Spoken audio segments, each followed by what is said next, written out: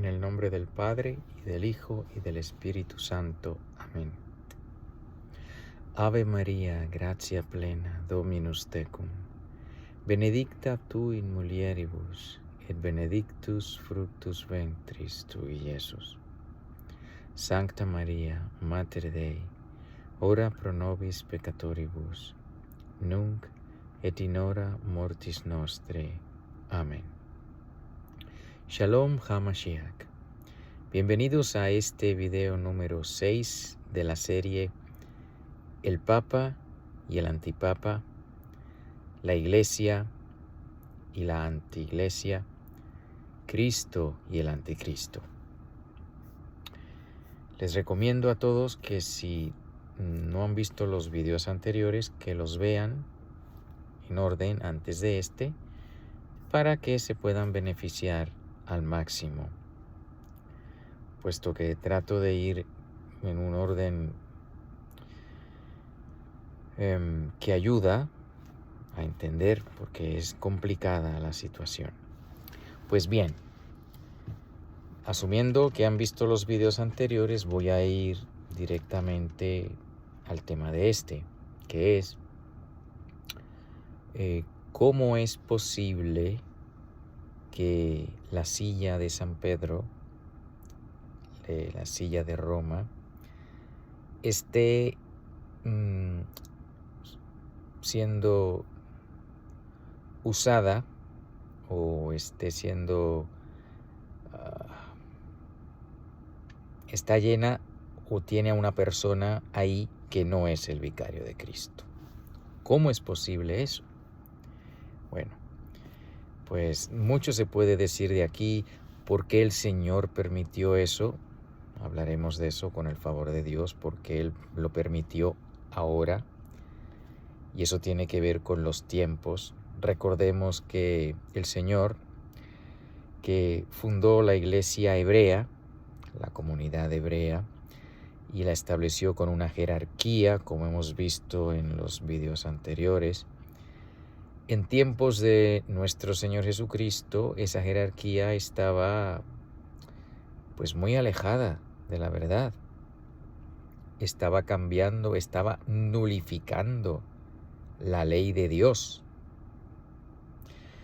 Recuerden el episodio o en el momento en que nuestro Señor le dice a los fariseos, vosotros nulificáis la ley de Dios, porque la ley de Dios dice honrar padre y madre, pero vosotros decís que si alguien dice, papá, mamá, con lo que puedo ayudarte lo declaro corbán, es decir, lo dedico al templo, pues ya no tienen obligación de honrar a su papá y a su mamá.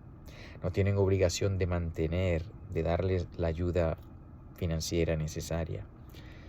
Y el Señor dice, claro, eso es nulificar la palabra de Dios, nulificar la ley de Dios.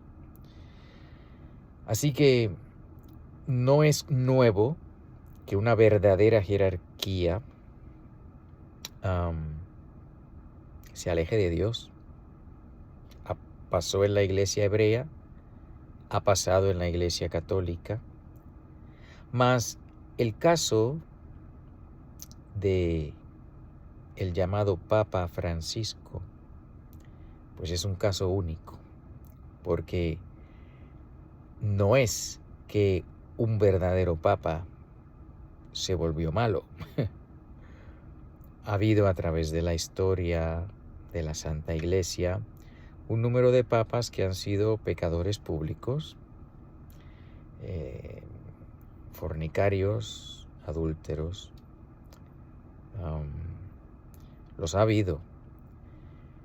Mas, puesto que el oficio de vicario de Cristo no es para beneficio del vicario de Cristo, sino para beneficio de la Iglesia, el Señor, siempre fiel a su promesa, incluso aquellos papas pecadores públicos, el Señor no permitió que enseñaran a la Santa Iglesia ningún error, ni de fe ni de moral.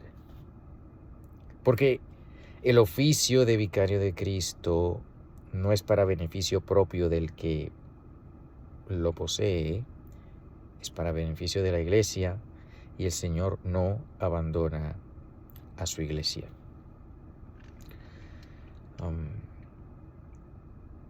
El caso de Francisco es diferente. El Señor sigue sin abandonar a su iglesia, mas precisamente porque no abandona a su iglesia, Él jamás ha permitido que un verdadero papa enseñe error en fe o moral. Cosa que Francisco ha hecho. Hizo. Ya Francisco ha muerto, ha ido a su juicio y estará pues donde estará en su lugar. Que si no se arrepintió, pues podemos decir que el cielo no es. Yo no digo que él no se haya arrepentido, porque no lo sé. Sin embargo, públicamente no lo hizo. Así que no puedo decir que sí se arrepintió, porque no hay evidencia de ello. En fin, donde él haya tocado, donde él haya decidido ir, pues ahí está. Pues, ¿cuál es el caso con Francisco? Pues antes de Francisco, como vimos anteriormente en los otros videos, existen cosas en la iglesia que son de derecho divino, que esas no cambian, y luego de derecho eclesiástico, que pueden cambiar, pero que son aquellos con verdadera autoridad los que legislan. Pues bien, existe una jerarquía de verdades. La verdad es una, Jesucristo nuestro Señor. La revelación de Dios a los hombres es una,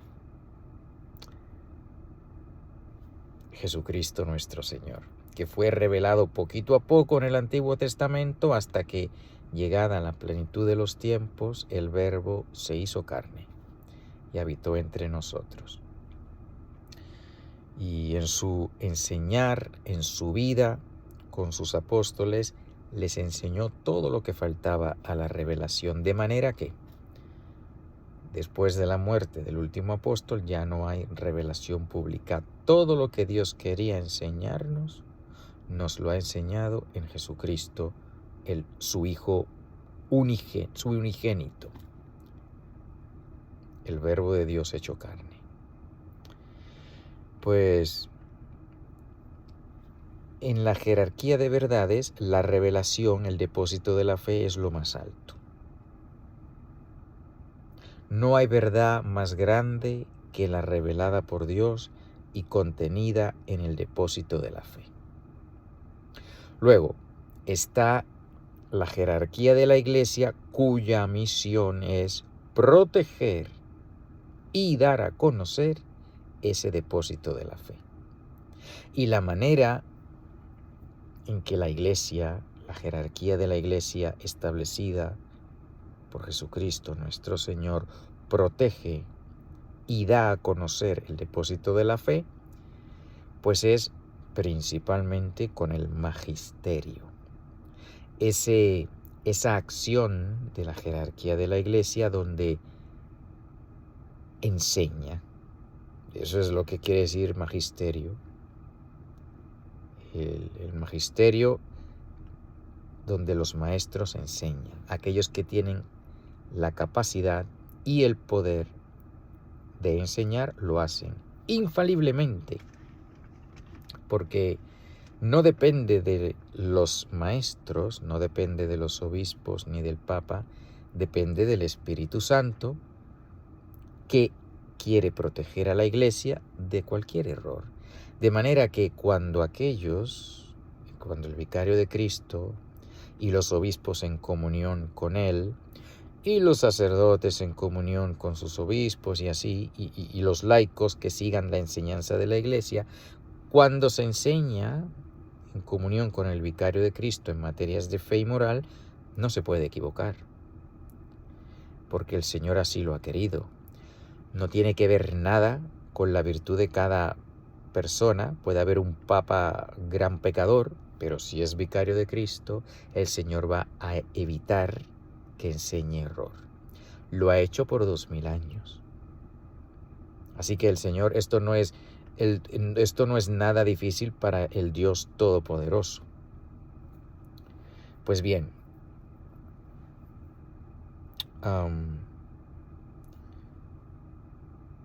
enseñando infaliblemente, eso es una de las maneras, y legislando, haciendo leyes, haciendo decretos, determinando. Por ejemplo, el canon de la Biblia, los 73 libros de la Sagrada Escritura. ¿Cómo sabemos que esos son y no otros? ¿Cómo sabemos que esos son y no que no son? Sabemos que esos 73 libros de la Biblia son inspirados por Dios porque la Iglesia, con autoridad infalible, nos lo ha dado a conocer. La jerarquía en la Iglesia Católica tiene la autoridad de enseñar y tiene el don de enseñar infaliblemente. El canon es infalible, porque si no lo fuese, pues estuviésemos teniendo como palabra de Dios algo que no lo es. O estuviésemos perdiéndonos de la palabra de Dios porque un libro no fue incluido en el canon. Y eso iría en contra del amor infinito de nuestro Padre. Y Él ha prometido que no va a permitir semejante cosa. Él ha instituido la Iglesia para que nos dé el pan a su debido tiempo, para que nos dé el alimento. Es Dios el que nos pastorea, es Dios el que nos alimenta y es Dios el que utiliza la jerarquía de la Iglesia católica para darnos ese pan de la verdad que debemos creer y ese pan de la enseñanza moral, cómo debemos comportarnos. El depósito de la fe, el magisterio que lo protege.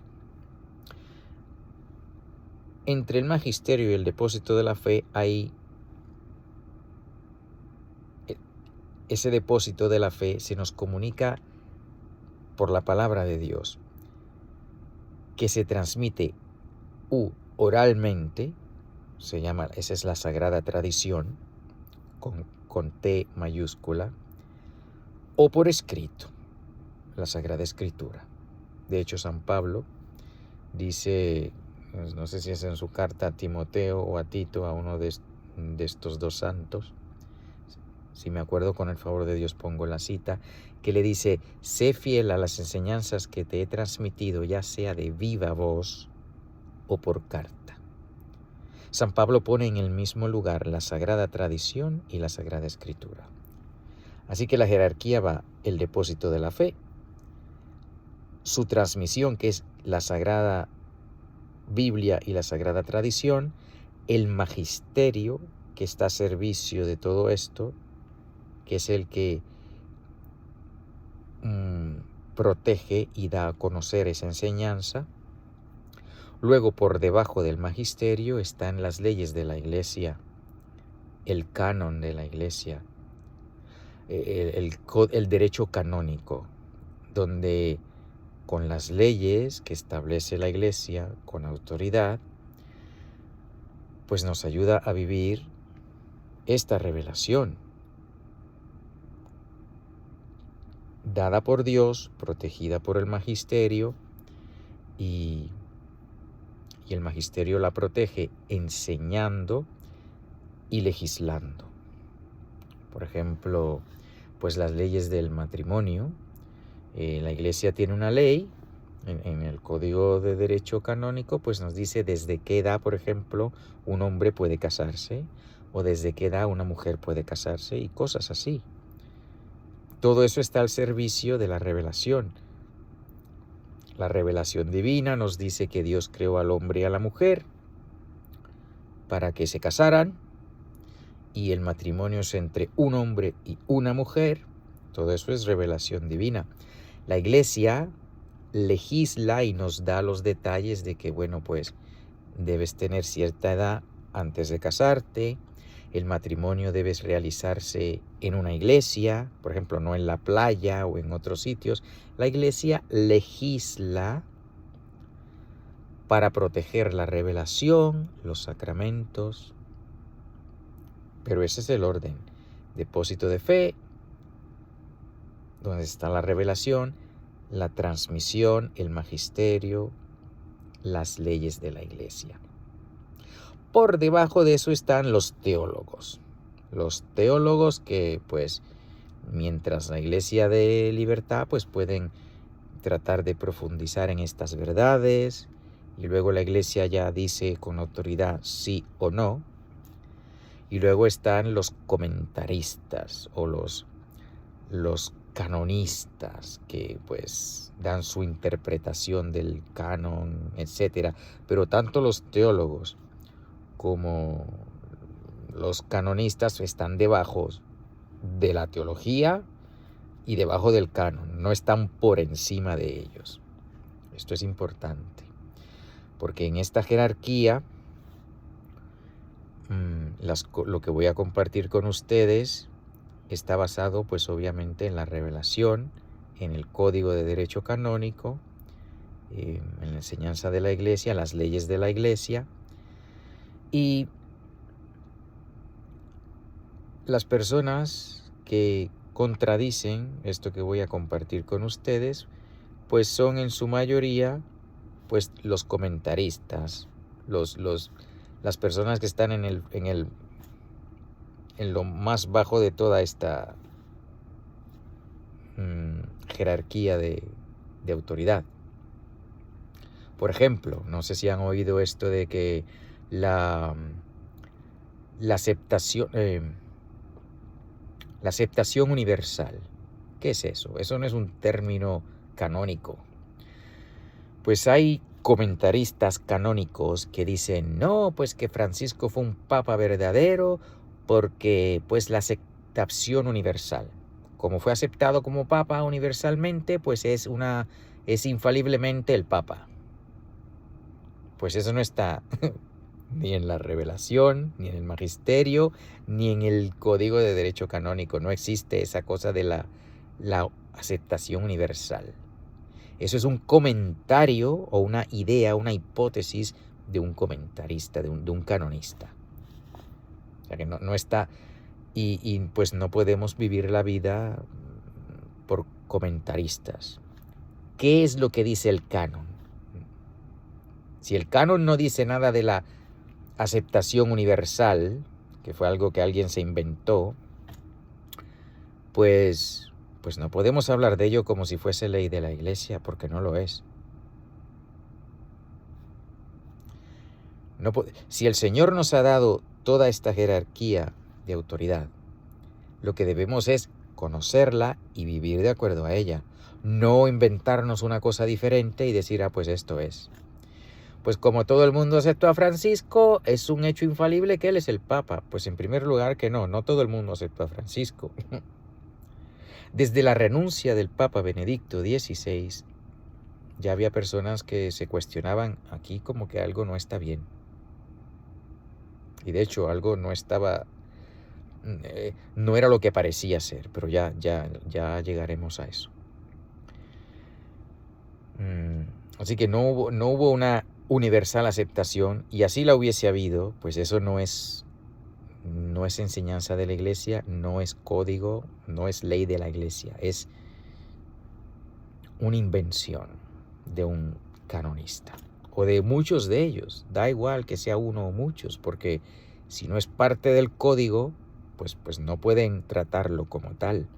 Si no es parte de la ley de la iglesia, no pueden tratarlo como si lo fuera. Vamos a la ley de la iglesia. Vamos a ver qué es lo que enseña la iglesia, y así podemos ver por qué me atrevo a decir, basado no en comentarios, sino en la ley de la iglesia, por qué me atrevo a decir que Francisco no fue papa. Pues bien, sabemos que es de derecho divino que haya un papa en la iglesia. Dios así lo ha querido. Sabemos que Él ha querido que haya un papa. a la vez, solo uno. No puede haber más de un papa al mismo tiempo. Eso no es lo que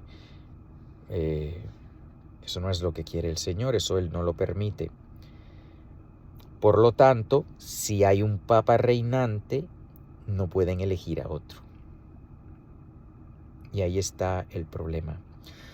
Cuando Benedicto XVI, su santidad Benedicto XVI, renunció, el mundo y la Iglesia, la mayor parte del mundo, la mayor parte de la Iglesia creyó que él estaba renunciando a ser el vicario de Cristo. Si eso hubiese sido cierto, pues la Iglesia hubiese estado en libertad para elegir a otro. Pero lo que les propongo aquí, basado no en mi opinión, sino en el canon de la Iglesia, en la ley de la Iglesia, es que el Papa Benedicto XVI no renunció a ser el vicario de Cristo. Pero él renunció, sí, él renunció, pero ¿a qué renunció? Vamos a ver. Pues bien, voy a leer el texto en castellano de su renuncia.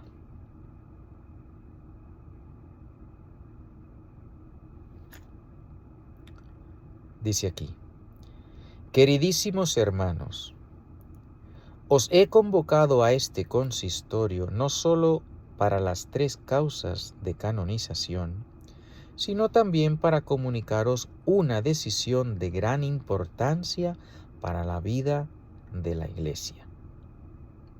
Después de haber examinado ante Dios reiteradamente mi conciencia, he llegado a la certeza de que por la edad avanzada ya no tengo fuerzas para ejercer adecuadamente el ministerio petrino. Soy muy consciente de que este ministerio, por su naturaleza espiritual, debe ser llevado a cabo no únicamente con obras y palabras, sino también, y no en menor grado, sufriendo y rezando.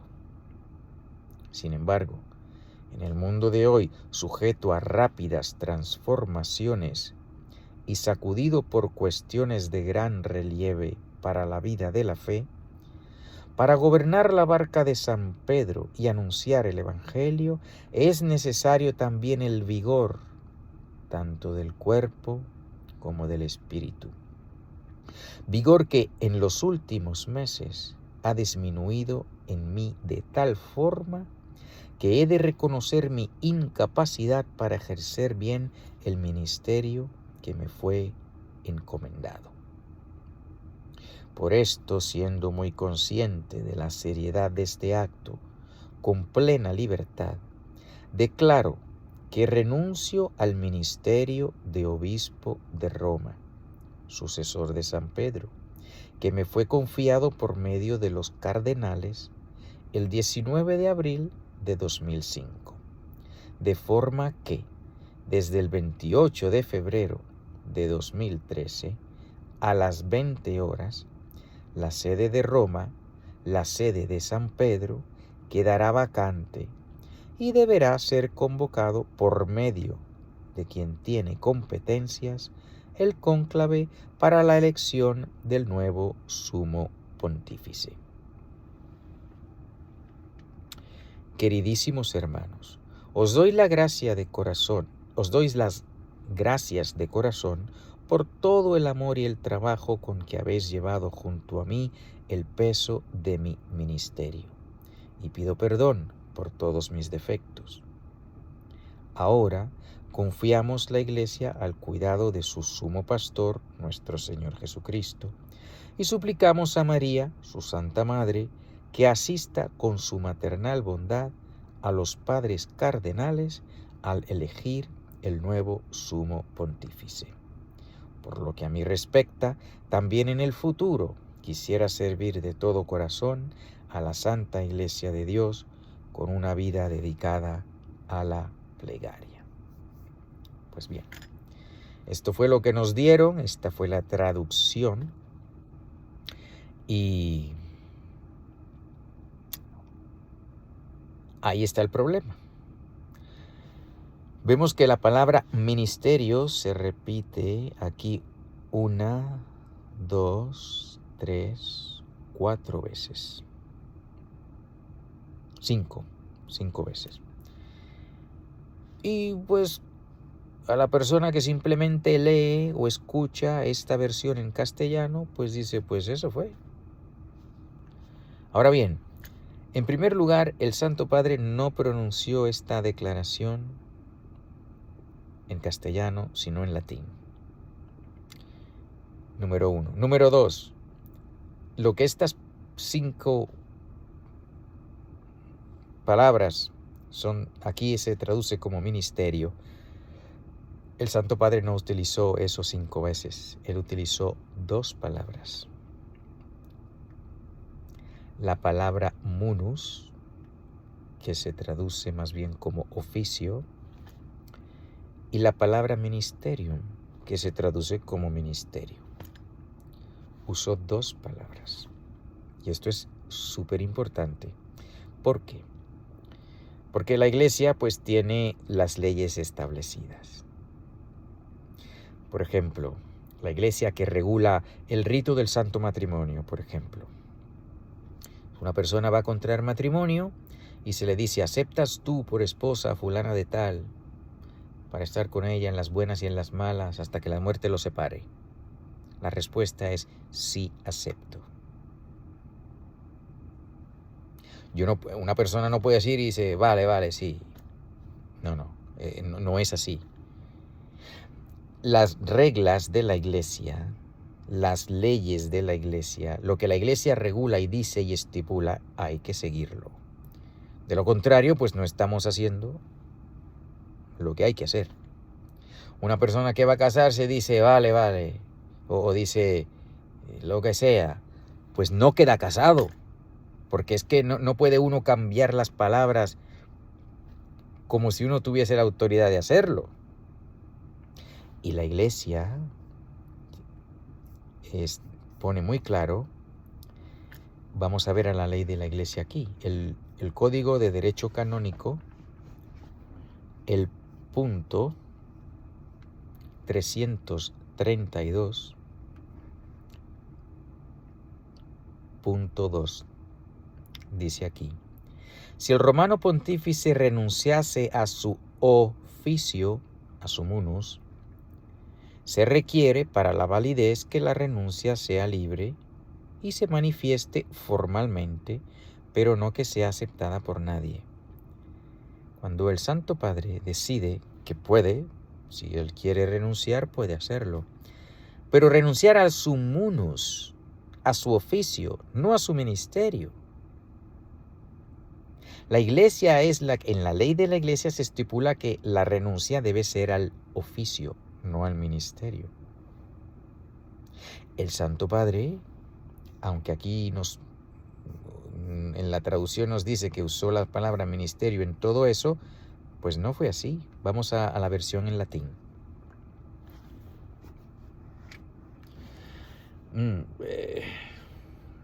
No quiero extenderme muchísimo, pero bueno, aquí vamos. Non solum propter 3 canonizationes ad hoc consistorium vos convocavi, sed etiam ut vobis decisionem magni momenti pro ecclesiae vita communicem. Conscientia mea interum, atque iterum cora Deo explorata ad cognitionem, certam preveni vires meas ingravecente etate, non iam aptas esse ad munus Petrinum eque administrandum.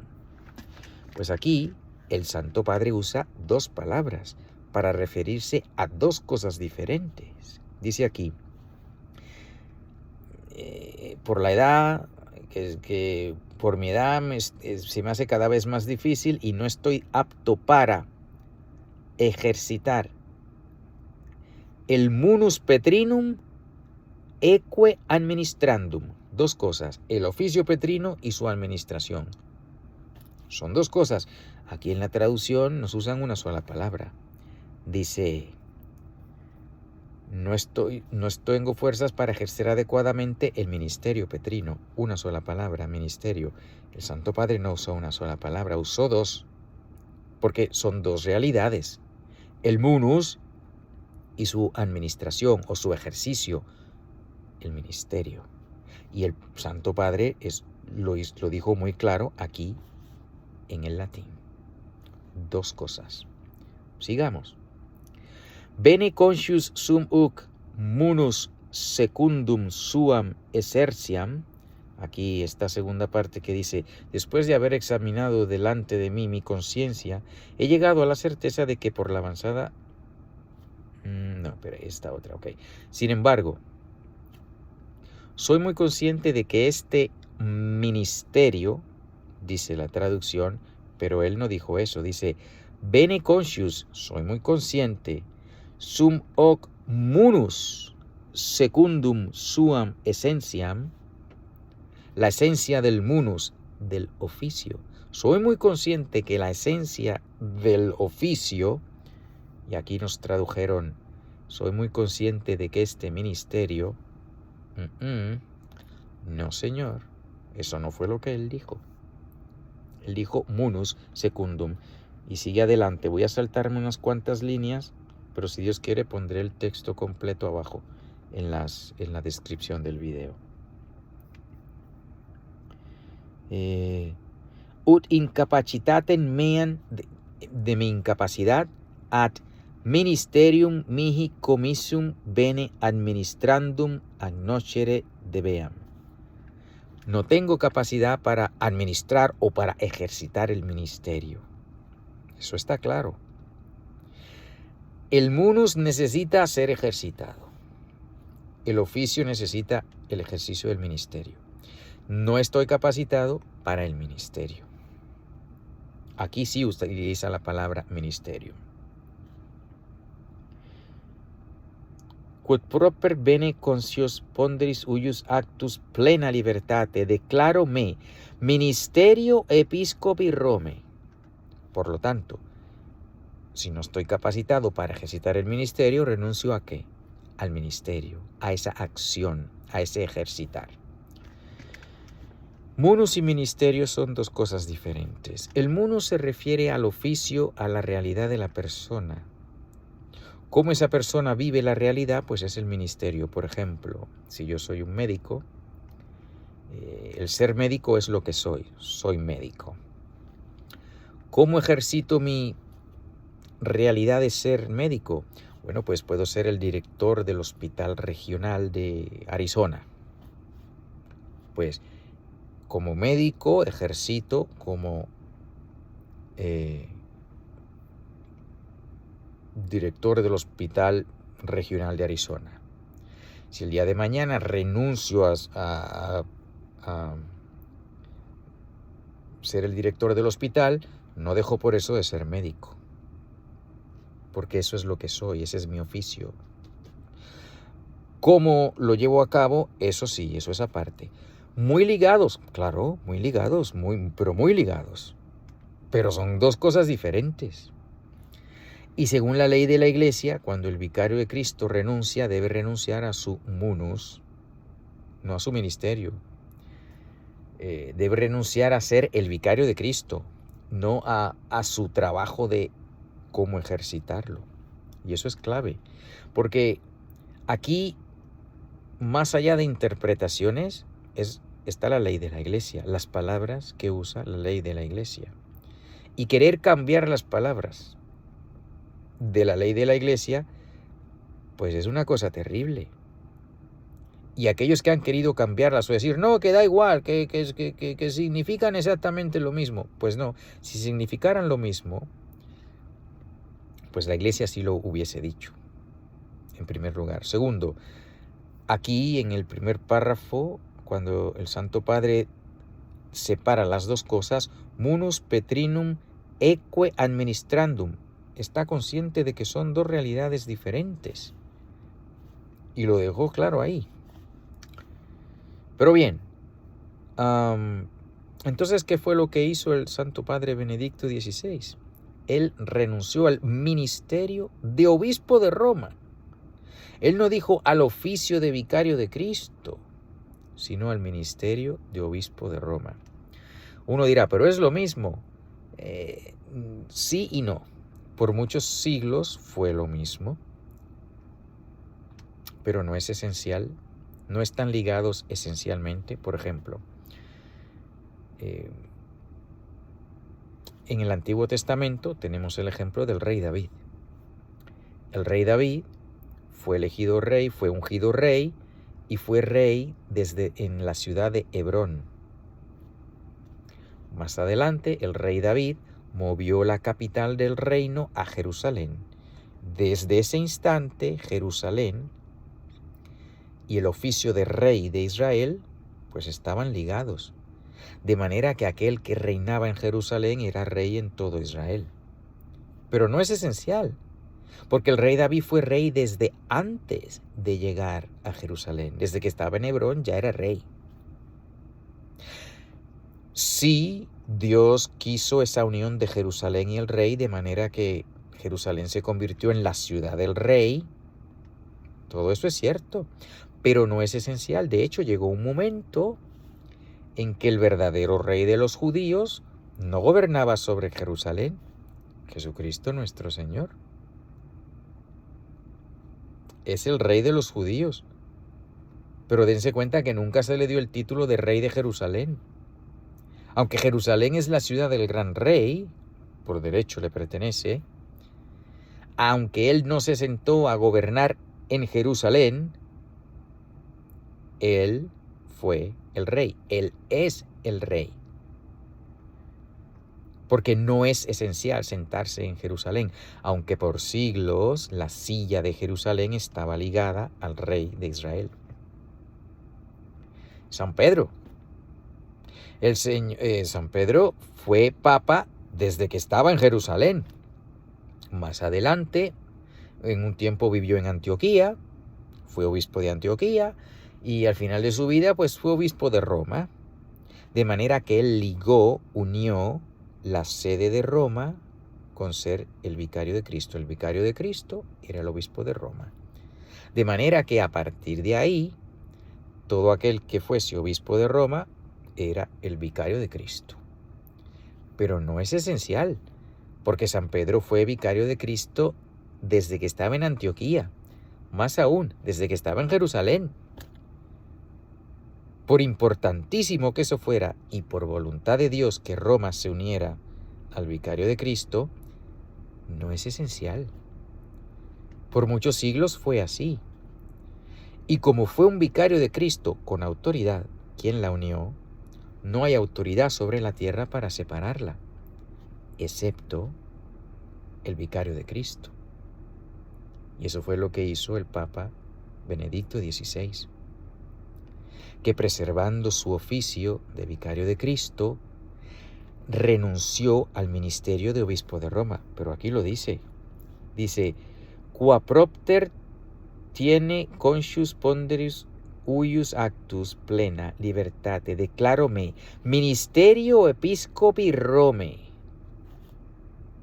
A eso fue lo que él renunció, al ministerio. Él dejó de ser el obispo de Roma, separó el ser obispo de Roma, que por siglos estuvo unido, así como por siglos reinar en Jerusalén era lo mismo que ser el rey de Israel, y luego fue separado, pues en el Nuevo Testamento igual.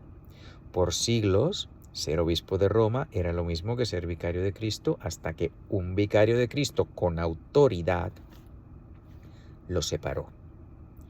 El Papa pudo haber dicho, renuncio al munus, pero no lo dijo. No siguió la ley establecida. Pero el Papa puede cambiar la ley, claro que puede.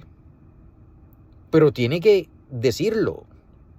Si él no dice voy a cambiar esto, entonces está utilizando la ley establecida. Y la ley establecida dice que debe renunciar al munus, y él no lo hizo. Él renunció al ministerio.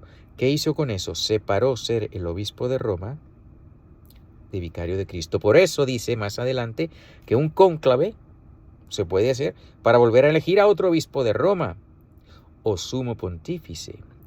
La Iglesia Ortodoxa incluso y los católicos del Este se les llama su beatitud a los cardenales, a los patriarcas, su santidad.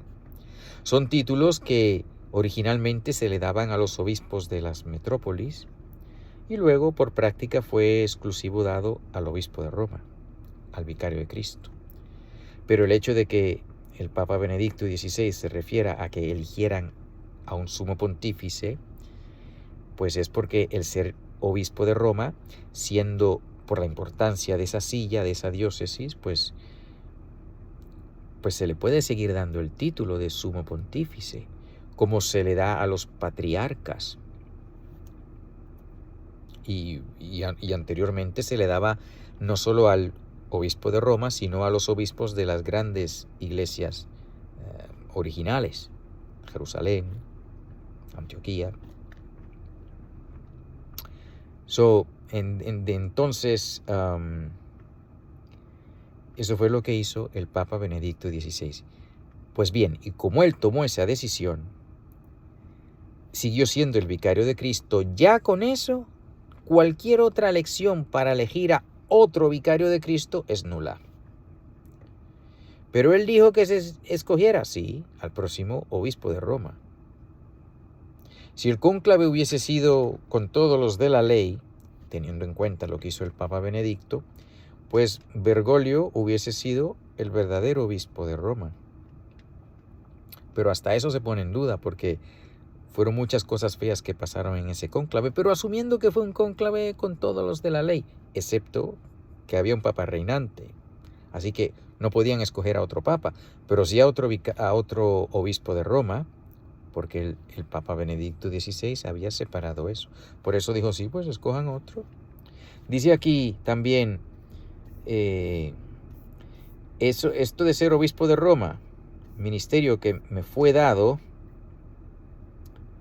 que fue confiado por medio de los cardenales, fueron los cardenales lo que lo hicieron al obispo de Roma, pero no fueron los cardenales lo que lo hicieron vicario de Cristo, eso fue Cristo, y a eso él no estaba renunciando. Así que los obispos de Roma que escogieron al obispo de Roma, pues pueden escoger al próximo obispo de Roma, que no será vicario de Cristo porque el Papa Benedicto preservó su oficio, renunció al ministerio. Pues bien, hasta aquí este video. Vamos a seguir viendo en los próximos más detalles qué pasó. En fin, bueno, pues le pido al Señor que todos los que estén viendo este video, que si no están en la gracia de Dios, que pronto lo estén, que se confiesen y estén en la gracia de Dios, y que si están en la gracia de Dios, que perseveren en ella hasta el final. Y le pido al Señor que venga pronto. Pidámosle que venga pronto. Marránata, Marránata, Marránata. En el nombre del Padre, y del Hijo, y del Espíritu Santo. Amén.